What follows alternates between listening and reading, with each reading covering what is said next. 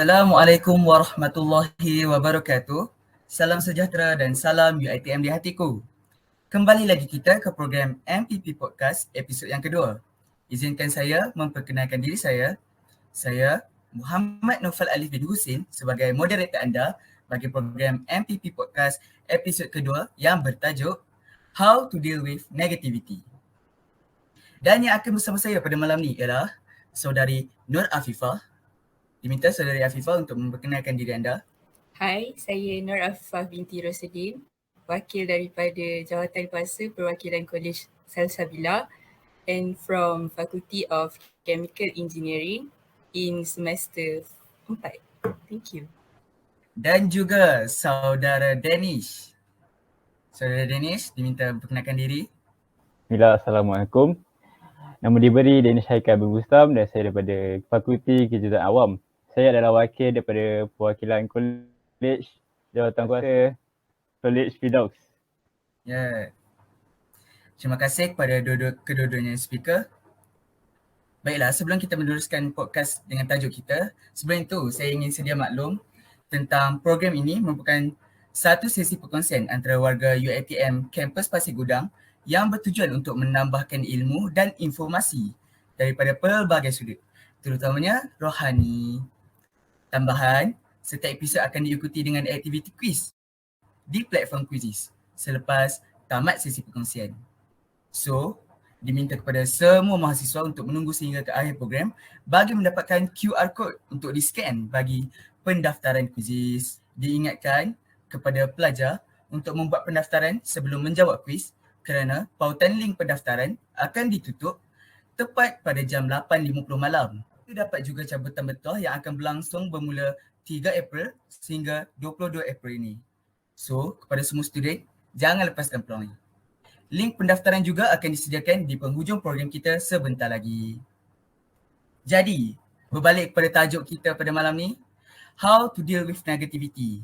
Jadi, pada pendapat saya, jika ramai yang tertanya-tanya tentang apa yang perlu dilakukan jika anda menghadapi perasaan ini, percayalah, you are not alone dalam menghadapi emosi negatif. Dekat luar sana, ramai orang yang punya persoalan yang bersama tentang cara diorang nak handle tekanan dan problem diri sendiri. Actually, negativity ni akan datang kalau diorang rasa diorang dah kalah dengan kekecewaan atau kemarahan. Diorang tahu yang diorang tak perlu pura-pura macam diorang ni tak rasa apa-apa. Tapi diorang juga tak nak fikir tentang perasaan negatif tu. Jadi fitrah kita sebagai manusia untuk melihat semua perkara dari sudut pandangan diri sendiri. Sudut pandang ni dibentuk oleh pengalaman, didikan, persekitaran dan faktor-faktor lain. Tapi percayalah, walau kita tengok dengan teliti macam mana pun, pandangan diri sendiri kita takkan sama dengan realiti. Jadi, tanpa membuang masa, saya akan menjemput speaker kita yang pertama, iaitu saudari Afifah, untuk menjawab soalan saya, iaitu apakah definisi negativity bagi diri saudari? Silakan. Okay, terima kasih saudara Naufal. So negativity for me is macam some sort of quality of something, be it a person ke or quality that comes within ourselves. So in other words, negativity ni dia something abstract yang you can't see it, you tak boleh tengok, but you definitely can feel or sense it. Macam pop, or this is not good, this is toxic, or just macam feeling uneasy towards something. So talking from my perspective, some example that I can came up with, of course, firstly is our own insecurities, or might be the aura atau vibes yang we feel when we enter a room of people yang kita tak suka, and or the most obvious part of negativity is macam how our mind, our brains, human brains perceive the world. It is either pessimistic, negative, or optimistic, positive. Either the glass you see it half full or the glass is half empty. So there are quite a lot of study lah about human brains, kenapa otak kita ni macam lebih wired to think negatively.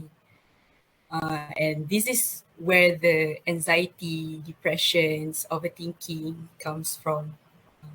And also the most important is the more negative things that we focus on, the stronger our anxieties or depression becomes. So that is how I see negativity. Okay. Sekarang tiba masa untuk saudara Danish pula. Okay, saudara Danish. Bagi saudara, apa yang diri saudara sendiri akan terfikir dalam minda kalau seorang tu sebut tentang negativity?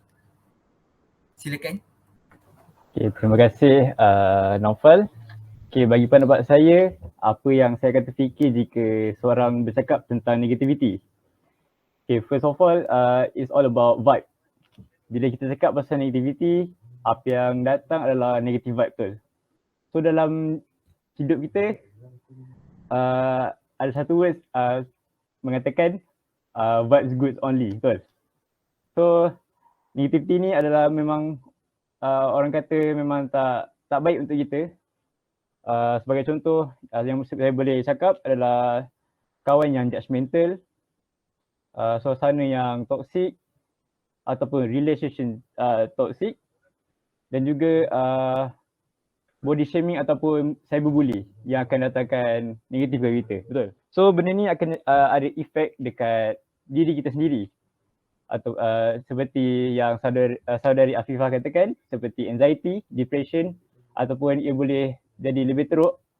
Ia akan menyebabkan kita boleh membuat bunuh diri jika kita tak overcome benda tu dengan sebaiknya. Jadi pendapat saya itulah negativity.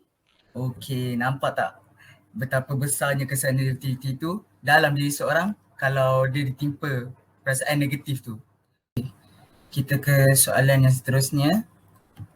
Okay, soalan yang berbunyi, bagaimanakah cara untuk kita menghadapi negativity kalau benda tu berlaku kat diri kita? Okay, kita mulakan dengan speaker kita yang pertama, Afifah, silakan.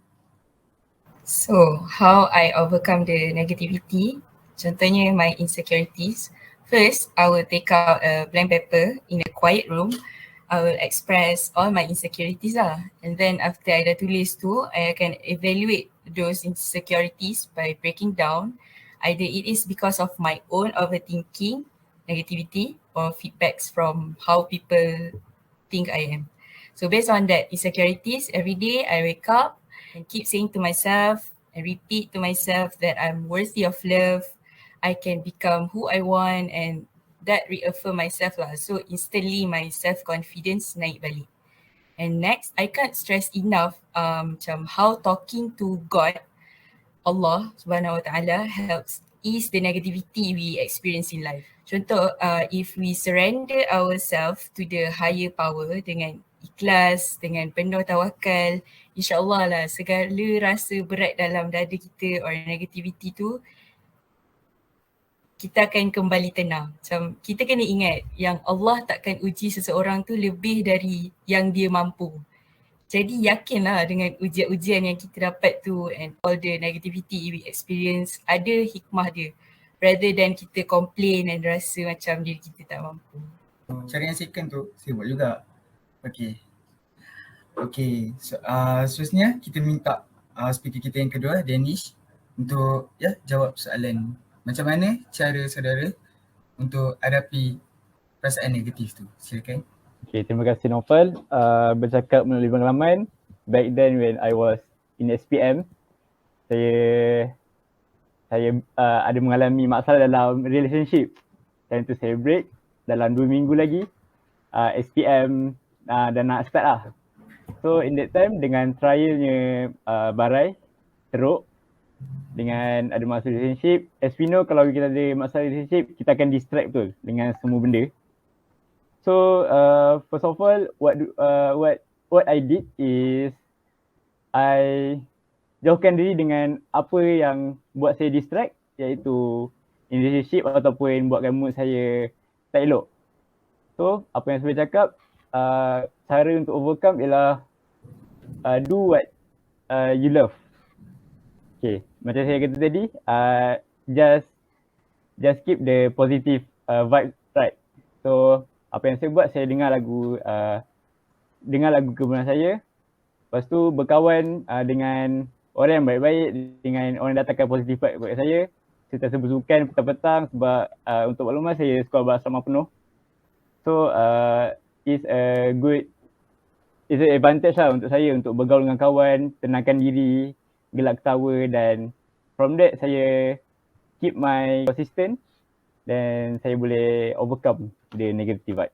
Oh, so main point is cuba distract diri sendiri lah kan? Dengan perkara yang kita suka buat. Okey, jadi dengan kedua-dua soalan sudah dijawab, jadi saya rasa sudah tamat kita punya MPP Podcast. Baiklah, dengan ini saya mengucapkan ribuan terima kasih kepada saudari Afifah dan saudara Danish atas perkongsian yang sangat-sangat menarik. Walaupun saya tahu ada antara speaker kita ni yang macam tak cukup nak cakap. Tapi tak apa, kita boleh kongsi dengan kawan-kawan kita di luar podcast ni. Jadi saya harap semua mahasiswa dapat mengatasi perkara negatif yang terjadi yang menjadi penghalang untuk diri kita buat satu-satu perkara. Jadi saya harap semua mahasiswa dapat menggunakan tips-tips yang berguna daripada speaker kita sebentar tadi dalam kehidupan keseharian. Jadi dengan ini berakhirlah episod kedua kita pada hari ini. Jangan lupa untuk imbas QR code bagi pendaftaran kuisis dan jabatan betul yang akan disertakan di hujung video ni. Sebelum tamat episod kedua ni, saya Muhammad Naufal Ali bin Husin sebagai moderator episod kali ini dan merupakan wakil daripada Majlis Perwakilan Pelajar sesi 2021-2022 yang melaksanakan program ini ingin menyusun 10 jari jika terdapat salah silap dari saya. Sekian dari saya. Wabillahi taufiq wal hidayah. Wassalamualaikum warahmatullahi wabarakatuh. Jumpa lagi kita pada episod ketiga iaitu episod terakhir pada 22 April 2022 ini. Bye-bye. Bye, terima kasih.